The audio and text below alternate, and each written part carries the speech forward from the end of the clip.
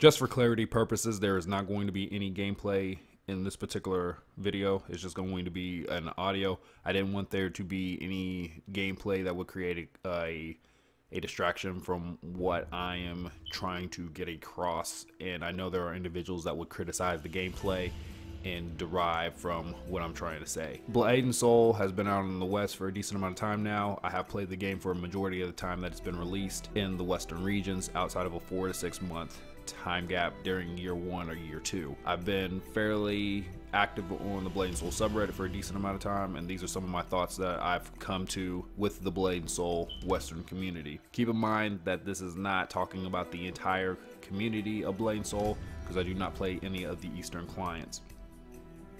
One of the things that's always really bothered me in regards to the subreddit is that it has a very hive-minded mentality. So there are a lot of things that are very meta, and if you say something that's not very meta, it tends to get criticized or bashed, or just completely ignored, in the sense that there's not really room for a conversation. I do understand that there is a meta, but at the same time, people will not always agree on things, and they may even look at things from a different angle. Even the angle that they look at, even though it may not be a proper angle to look at, in that particular case, it may make sense from where they're coming from. I think because of this type of hive mentality, it really kills the potential of discussions that could be had on the subreddit, because I do feel like there are a lot of good discussions that could be had that are prevented partly because of this mentality. And there are some subreddits that I've gone to that, even though there is a certain mentality, it's a lot more open to opposing viewpoints, and there's an actual discussion that at least takes place. And I don't see that happen very often on the Blade and Soul subreddit. One of the things that I have a problem with as far as the community with in-game would be F8. Now, a lot of people are familiar with F8. It's normally going to be one of your first experiences once you get to the point to where you can do group content if you're not doing the pleb raids on your respective server. And it's the unrealistic AP requirements. For example, Naryu Sanctum 1.1k plus. You do not need 1.1k plus AP in order to run a dungeon like Naryu Sanctum. And in my own personal opinion, the only time that I feel like you should be setting high requirements would be for a dungeon that's still considered fairly new and something that would cause wipes even on the normal mode difficulty. I think a part of the problem with having such high requirements is when new players come into the game, they're not going to look at that graph that they have in game that says, hey, this is what the content that we think you could do with the gear that you have. They're going to probably be influenced by what they see in F8 and get into their head, hey, this is the kind of gear that I need, this is the kind of AP that I need in order to run this content. And a lot of the times that just simply is not true. There's also an issue that there's not clarity that this is being done as a fast run. Another issue that I take with this is that we have players that may be, off by 20, 25 AP in order to get into the dungeon.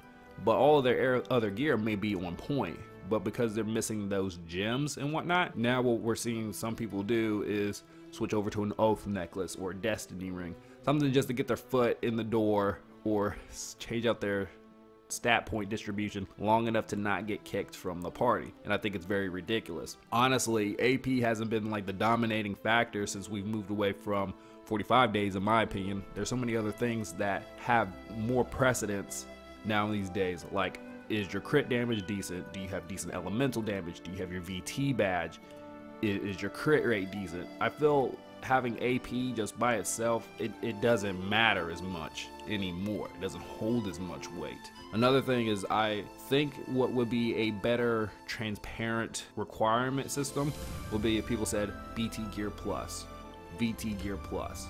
Now we are seeing a somewhat transition with that, with people starting to recruit, say, Raven 3 Plus or Ronsu 3 Plus, but I think those would be a little bit more solidified, so that way new players have a better idea of, hey, I kind of need to be at this tier in order to do that. I think they should be more associated with gear tiers instead of just having this AP number, which, like I said, isn't the biggest weight factor for these dungeons. Another thing that I have a problem with the Western community is the level of elitism that the community will have, especially toward new players that are trying to come into the game.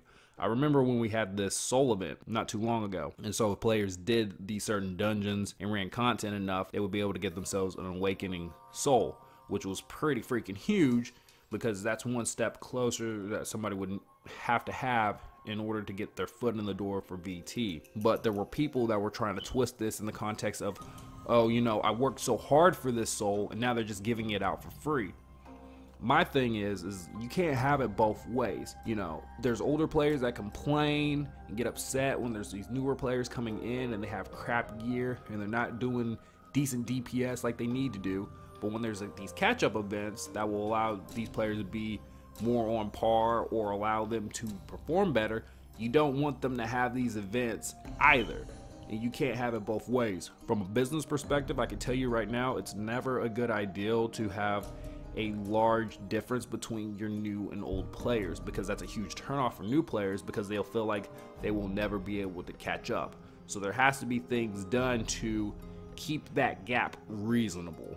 Whenever I'm an FA and doing party content, 90% of the, it feels like 80 to 90% of the people that I do dungeons with don't even bother to say thank you, no take care, no GG, nothing like that. And it really gives this cold shoulder and can make the game feel like a single player experience. Now I know people will say, well, you know, find clans, find the friends, that should fix the problem. But it doesn't change this lack of common courtesy that still exists within the game just in general, especially in FA. And I do believe that a lot of it falls into entitlement. I think people expect to be in a good party, go through it, kill everything, be done with it. They have that expectancy.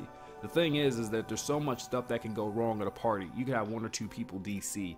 You could get to a boss and fail it multiple times and the party disbands. Or hell, in some cases, the party could disband after the first fail, and then that took up your time, and now you kind of have to start over. So I think there's people that take things for granted. Bad things can happen when you're in a party with random people, and I think if everything goes smoothly, a thank you, you could type out a thank you or take care. It's not going to take you that long. You type your rotation keys often enough in a fight that you could type out a thank you. It's just a TY, something like that. And I think a little bit, and I honestly believe a thank you can go a long way in the long run, because I think that could make our community a little less cold-hearted toward one another.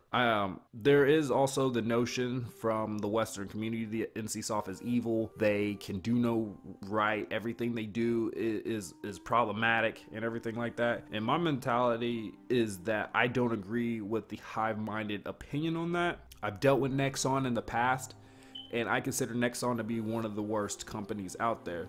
For me looking at NCSoft, I consider them kind of be in the middle. You know, they've done a lot of good things that tend to not get recognized or acknowledged in the long term of things, but they have also done their share of bad as well, and there's also other things that they're working on as well. The community likes to complain about pay to win so much, but they are very willing to support Orangey Boxes that do feed into that pay to win mentality. And the thing is you can't have it both ways. You know, you guys claim that you hate Orangey Boxes, you claim that the loot in them is crap, but yet there's enough people that are still buying them. And even if you are an individual that's not buying them, when there's enough people that are buying them, NCSoft, NC West, they're gonna look at the statistics on that. They're not gonna be looking at what the player base is saying right off the bat. And if they're saying that those boxes are profitable, guess what? They're gonna keep on pushing them. You have to talk with your wallet on that as a community. If you want better Orangey Boxes or no Orangey Boxes, you're gonna have to not support them. It's just that simple. Statistics override public opinion at the end of the day in a case like that. Specifically for new players, I want to say look up guides. That's the biggest thing. Blade and Soul is not the type of game where you can just YOLO, go into a dungeon blind, and get things done. Also, if you're in a dungeon and you fail a boss and it causes a wipe, don't instantly leave the party. And the reason why I say that is that you will come across failure at some point during your gameplay experience. And if the first thing you want to do is leave whenever you're in a party that you feel is bad, or a party that may have failed a mech and caused a wipe, you're probably not going to get past VT. Because I guarantee you, if you're going in fresh into Scion's Keep and everybody's new, you're going to be getting your ass handed by that boss for a while. So you have to learn to overcome adversity. If everybody quit at the first sight of failure, we would have nobody geared. Nobody in the game would be geared. everybody wipes at some point in time. It's just a part of the process. Another thing that I wanted to mention real quick to new players, if you're in a dungeon and you're ever confused about a mechanic or anything along those lines, you know, don't hesitate to ask questions, and hopefully an older player will take out the time to explain something minor. Now keep in mind that doesn't mean for you to go into a dungeon blind. Still do your homework prior hand and look up a guide. We do have older players that used to at one point be really good about trying to help out new players, like Dark Shadow for example, but because of the treatment that they've gotten from some new players, they've kind of pulled back on that some. And this is where I feel new players are at fault for this, because you want to lash out at somebody who's just trying to help you out. You know, these players, a lot of the times, they don't mind helping you out on minor things to help you progress and get through the dungeon, so that way they can be on their way also. You know, try not to bite the hand that feeds you. That's my whole mentality with that. Older players, be a little bit more patient with the new players coming in. Yes, there are a lot of things that are easier for them at this point, such as getting a legendary Baleful or Seraph weapon, but they are also getting hit with a lot of stuff right off the bat. It's going to take them some time to learn and to adjust. We had more time to adjust to these things. Even though we were getting content very fast in the 45 days, we still had more time to adjust to things. We had more time to sit down and slowly gain our Hong Moon skills and learn our character. We had more time to learn basic mechanics of dungeons that would carry over into future dungeons. We had more time to go through all of those process steps. So try and be patient with new players. That's all I'm really saying on that. At the end of the day, I don't think the community wants to change. I don't think they're going to change.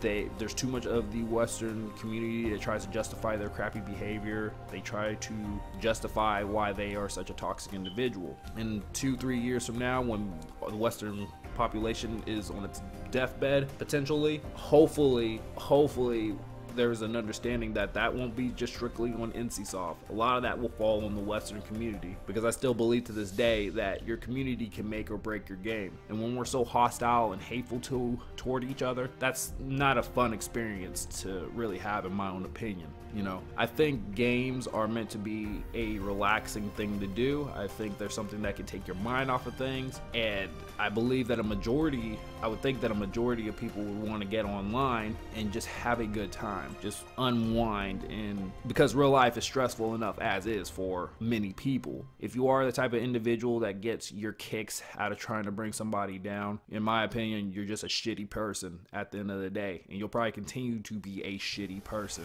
And it probably says a whole lot about your self-esteem and the quality of your own life. And I think there may be some things that you should probably consider looking at if that's what gets you off and gets you excited and gives you energy throughout the day, bringing somebody else down for no justified reason whatsoever. But that's just my opinion with the overall community. It's been the biggest detriment to my playing experience with Blade and Soul. I know they're not going to want to improve, because they will continue to defend their actions again, or put the blame on NCSoft, because that's the easy thing to do. No accountability for own actions.